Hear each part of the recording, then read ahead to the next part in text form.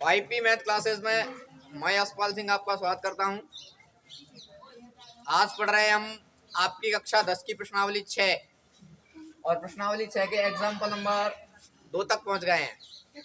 जिन विद्यार्थियों ने अभी तक चैनल को सब्सक्राइब नहीं किया वो चैनल को सब्सक्राइब करें तथा देखने वाले वीडियो को लाइक करें और अच्छे कमेंट किया करें। और जिन्होंने कल हमने थेल्स प्रमेय का विलोम और उससे एक दिन पहले थेल्स प्रमेय पढ़ी थी, जिन्होंने अभी तक थेल्स प्रमेय और थेल्स प्रमेय का विलोम नहीं पढ़ा है पहले उनको पढ़ने की कोशिश करें, तब ये बातें समझ में अच्छे से आएंगी। और प्रत्येक विद्यार्थी कोशिश ये करे कि वीडियो को अंत तक देखे तो अच्छे से समझ में आएगा। देखिए एग्जाम्पल 2 में कहा गया है कि ABCD एक समलंब चतुर्भुज है। कैसा चतुर्भुज है? समलंब। अच्छा, कौन विद्यार्थी बताएगा समलंब चतुर्भुज क्या क्या मतलब होता है? बोलिए, कौन बताएगा? हाँ, परिभाषा बताइए समलंब चतुर्भुज की। बहुत अच्छे।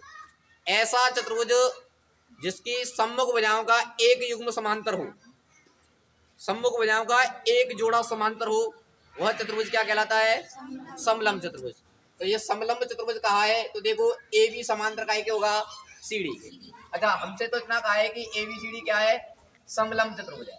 तो समलंब चतुर्भुज है तो मैं लिख सकता हूँ कि AB समांतर क्या होगा? यानी ये भुजा इसकी कैसी होगी? ABCD की सम्मुख भुजा AB और CD तो होगा, तो AB समांतर क्या हो गया? CD हो गया। बात समझ में आ गई। और अगली बात कही गई है कि AB समांतर DC, AB समांतर DC, यानी AB रेखा है वो DC, तो एक ही बात होगी। हाँ चलो चलो, ये कहा है AB समांतर DC कहा है पहले, समलंब चतुर्भुज है और इसमें AB समांतर DC। और आगे कहा है असमांतर भुजा AD और BC पर, असमांतर भुजा AD और BC पर बिंदु E और F इस प्रकार स्थित है कि EF भुजा AB के समांतर है। ये बिंदु इस प्रकार स्थित है कि EF भुजा है वो काय के समांतर है? AB। ये बात साफ साफ कही है कि EF भुजा होगी वो AB के क्या होगी? समांतर, और AB समांतर होगी CD के। तब आगे हमें क्या करना है? दर्शाइए कि सिद्ध कीजिए। बात एक ही होगी, शांतिपूर्वक बैठ रहे हैं। दर्शाइए कि AE अपॉन ED बराबर होगा BF अपॉन FC के। पहले नंबर प्रश्न में इतनी सी बात समझ में आना बेहद जरूरी है कि क्या दिया हुआ है और क्या बात पूछी गई है या क्या बात सिद्ध करनी है। इतनी सी कहानी समझ में आई। अच्छा देखिए, समांतर रेखाएं दी हुई हैं तो हमें पता होगा कि समांतर थेल्स प्रमेय किस में लागू होती है? त्रिभुज में। किस में लागू होती है? त्रिभुज में। और हमें यहाँ कोई भी त्रिभुज चित्र में नजर नहीं आ रहा है। आ रहा है किसी को? मैंने कहा क्या कहा था? थेल्स प्रमेय या थेल्स प्रमेय का विलोम केवल और केवल कोई भी त्रिभुज में लागू होगी। कहाँ लागू होगी? अब त्रिभुज है नहीं और थेल्स प्रमेय लगानी है तो क्या करेंगे हम? कोई ऐसा काम करेंगे ताकि चित्र में त्रिभुज बन जाए। तो देखो, या तो क्या करें, AC को मिलाइए या BD को मिलाइए। तो ये काम कहाँ करना पड़ेगा? रचना में। आप किसे भी मिला सकते हो। AC को मिला दें, AC को मिलाया और AC को मिलाएंगे जिससे हमें क्या बन गया? त्रिभुज। अच्छा, रचना कर रहे हैं तो ये भी बात समझ में आनी चाहिए क्यों कर रहे हैं? ताकि क्या बन जाए? त्रिभुज बन जाए। तो देखिएगा, अब मैं लिखूं उपपत्ति या हल में, उपपत्ति या हल में देखूं तो एक त्रिभुज बन रहा है कौन सा? ADC, त्रिभुज ADC। अच्छा देखिए, एक और बात हमसे कहा है AB समांतर का है CD के और EF समांतर AB के, यानी ये रेखा इसके समांतर है और ये रेखा, तो तीनों रेखा आपस में कैसी होंगी? समांतर होंगी नहीं? ये इसके समांतर है और ये इसके समांतर, तो तीनों रेखाएं आपस में कैसी हो जाएंगी? समांतर हो जाएंगी, सामान्य समांतर। अच्छा, तो त्रिभुज ADC में देखो तो ये रेखा, अच्छा यहाँ कोई नाम दे दे बिंदु, कोई भी इसमें क्या है? नाम ही तो लिखना है ना? G दे दिया नाम। अच्छा, G नाम दे दिया है तो देखिए त्रिभुज एडीसी में गौर से देखना, त्रिभुज एडी ईजी समांतर काय के होगा सीडी के, ईजी समांतर होगा सीडी के। बात समझ में आएगी। ये ईजी रेखा होगी वो सीडी की कैसी होगी समांतर। अच्छा ईजी समांतर सीडी होगा तब थेल्स प्रमेय क्या कहती है कि त्रिभुज की शेष दो भुजाओं को समान अनुपात में विभाजित करेगी। तो थेल्स प्रमेय से, अच्छा थेल्स प्रमेय लगाएंगे, कौन सी रेखा काट रही है ईजी, तो ईजी रेखा समान अनुपात में विभाजित करेगी। तो मैं लिख सकता हूं ए ई अपॉन ईडी, ए अपॉन बराबर एजी अपॉन जीसी। समीकरण नंबर 1। बताओ इतनी सी बात समझ में आई? नहीं, बहुत अच्छे। अच्छा नहीं समझ में आता है बिल्कुल बोल देंगे ये बात समझ में नहीं आई है, मतलब स्पीड मेरे हाथ में है और ब्रेक आपके पास है, कहीं भी रोक सकते हो, है ना।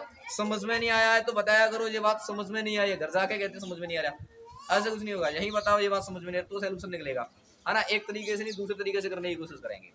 अच्छा मैंने लिखा त्रिभुज एडीसी, मैं ये बात स्पष्ट कर चुका हूं कि ये रेखा इसके समांतर दी है, ये रेखा इसके समांतर दी है, तो तीनों रेखाएं आपस में कैसी होंगी समांतर। तो त्रिभुज एडीसी में ईजी रेखा होगी वो डीसी के कैसी होगी। अच्छा होने को तो ये पूरी समांतर है लेकिन हमको आवश्यकता है कि यह त्रिभुज काय में देख रहे हैं एडीसी में देख रहे हैं, तो ईजी रेखा का ये समांतर होगी डीसी के। अच्छा ये बात तब समझ में आएगी तब आपको थेल्स प्रमेय समझ में आनी चाहिए, समझ रहे हो ना। जिन विद्यार्थियों ने अभी तक थेल्स प्रमेय को नहीं पढ़ा है वो प्रश्नावली 6 का पार्ट 2 है ना, वीडियो के मैं ऊपर लिख देता हूँ पार्ट 1, पार्ट 2, पार्ट 3 और ये कौन सा पार्ट आज 4 होने वाला है। पार्ट 2 को अच्छे से देखें, है ना। पहले थेल्स प्रमेय को समझें, फिर थेल्स प्रमेय के विलोम को समझें, तब प्रश्न समझ में आएंगे। लेकिन वो अभी भी आप समझने की कोशिश करना। ईजी समांतर होगा सीडी के, ईजी समांतर सीडी के होगा तो थेल्स प्रमेय कहती है कि त्रिभुज की एक भुजा के समांतर अन्य दो रेखाओं को प्रच्छेद करने वाली रेखा उन दो रेखाओं को समान अनुपात में विभाजित करेगी। यानी कि ये रेखा है ईजी जो इन दो रेखाओं को क्या करेगी समान अनुपात में विभाजित करेगी। तो ये रेखा एई अपॉन ईजी, एजी अपॉन जीसी। बात समझ में आ गई। अब समीकरण नंबर 1 प्रमेय को घर जाके द्वारा पढ़ना।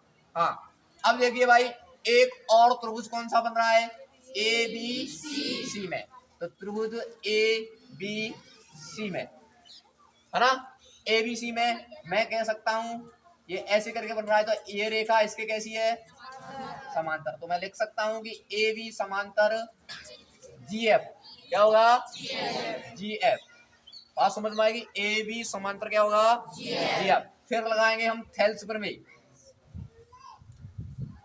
तो ये जी एफ इन दो रेखाओं को क्या करेगी समान अनुपात में विभाजित करेगी। तो इधर से कहूं मैं बी एफ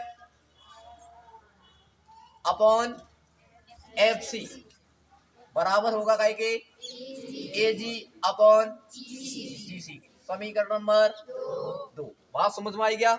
मैं लिख दूंगा यहाँ इसी प्रकार जैसे ये किया है काम वैसे ही यहाँ इसी प्रकार त्रिभुज में जी एफ रेखा है वो इन दो रेखाओं को समान अनुपात में विभाजित करेगी। B F upon F C बराबर ए जी अपॉन जी सी। अब देखिए भाई समीकरण नंबर 1 व 2 से, 1 व देखिए समीकरण 1 भी ए जी अपॉन जी सी का मान बता रहा है, समीकरण 2 भी ए जी अपॉन जी सी का मान बता रहा है। तब ए जी अपॉन जी सी, ए जी अपॉन जी सी ये दोनों बात आपस में कैसी है समान समान है, तो ये दोनों बात भी कैसी होंगी समान समान होंगी। ये क्या है आपका A E upon E D बराबर B F upon F C. देखना यही बात सिद्ध करनी, यही बात सिद्ध करनी। तो इते सिद्धम समझ में आया क्या नहीं आया। समझ में आया है तो वीडियो को देखने वाले विद्यार्थी वीडियो को जरूर लाइक करें, ठीक है, तथा अपने अन्य मित्रों के साथ शेयर करें। धन्यवाद। देखो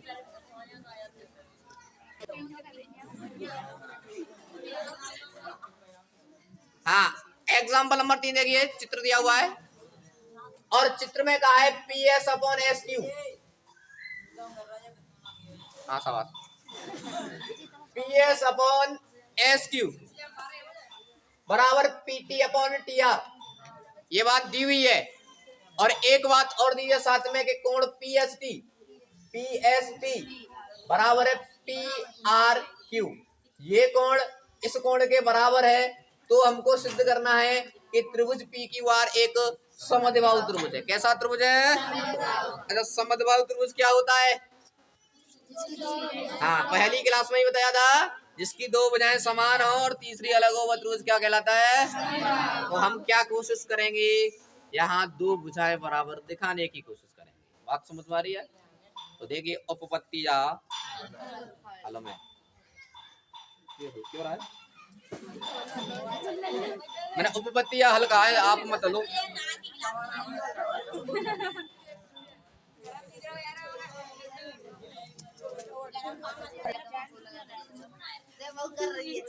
हाँ जी, देखिए, पी क्यू आर समद्विबाहु त्रिभुज सिद्ध करना है तो उपपत्ति या हल में देखें हम,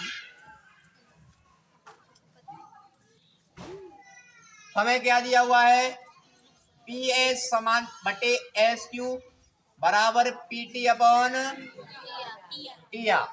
देखिए, इन दो भुजाओं का अनुपात समान दिया है, P S upon S Q बराबर P T upon T R. तो थेल्स प्रमेय के विलोम से, कैसे?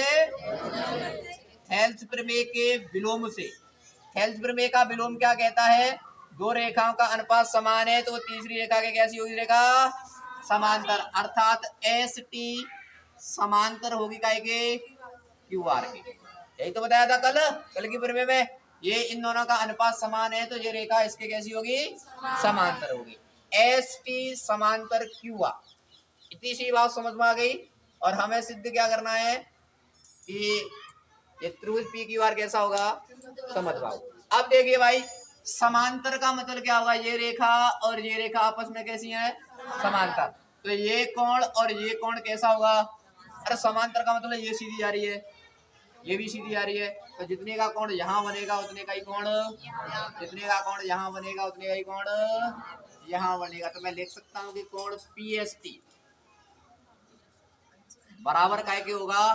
पी क्यू आर के। क्या के होगा? पी क्यू आर के। समीकरण नंबर, अच्छा ये और ये कोण आपस में बराबर क्यों है? क्योंकि ये रेखा कैसी है? समान। साथ में ये भी हो सकता है, लेकिन हम प्रयोग में फिलहाल इसे ही ले लेते हैं कि पी एस टी बराबर होगा पी क्यू आर के। बात समझ में आ गई? अच्छा, ये दोनों रेखाएं समांतर हैं, इसीलिए ये कोण और ये दोनों कोण कैसे होंगे? आपस में बराबर होंगे। अच्छा देखो, और हमें ये बात दी हुई है कि कोण पी एस टी बराबर है काय के? पी आर क्यू के। ये हो जाएगा समीकरण नंबर 2।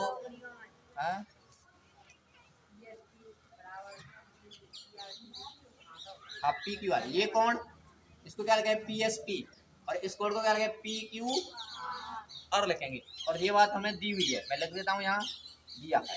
क्या है? अच्छा, अब देखिए समीकरण एक और समीकरण दो से, एक व, अच्छा एक में पी एस टी का मान बता रहा है, दो में भी क्या हो रहा है? पी एस टी का मान बता रहा है। तो पी एस टी और पी एस टी तो बात बराबर है, ये दोनों बात बराबर है, तो ये दोनों भी बात कैसी होंगी?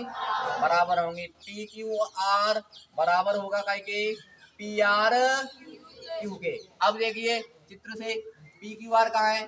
पी क्यू आर ये कौन हो जाएगा, और P R T P R Q ये कौन हो जाएगा?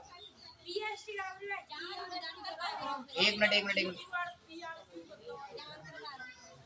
पी क्यू आर, अरे यहाँ देख, P Q R, P Q R का मतलब पी क्यू आर ये कौन, और पी आर क्यू का मतलब ये कौन। अच्छा, त्रिभुज के ये दोनों कोण आपस में कैसे हैं?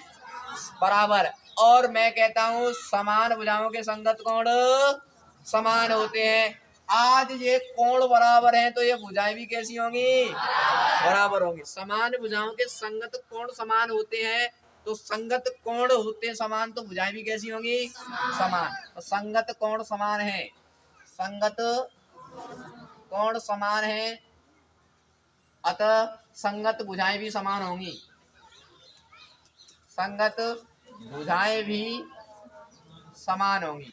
संगत भुजाएं समान होंगी तो कौन कौन सी भुजाओं के साथ कोण बन रहा है? एक तो क्या है? पी क्यू, और एक क्या है? P R. क्या है? P R. अच्छा देखो, पी क्यू और पी आर बराबर बराबर मिली है, तो इसका मतलब क्या होगा? त्रिभुज की कितनी भुजाएं बराबर है? दो। और त्रिभुज की दो भुजाएं बराबर हैं तो त्रिभुज कैसा होगा? समद्विबाहु त्रिभुज। अतः त्रिभुज पी क्यू आर समद्विबाहु त्रिभुज होगा। और हमें यही बात तो सिद्ध करनी थी। छाप लो। एक बार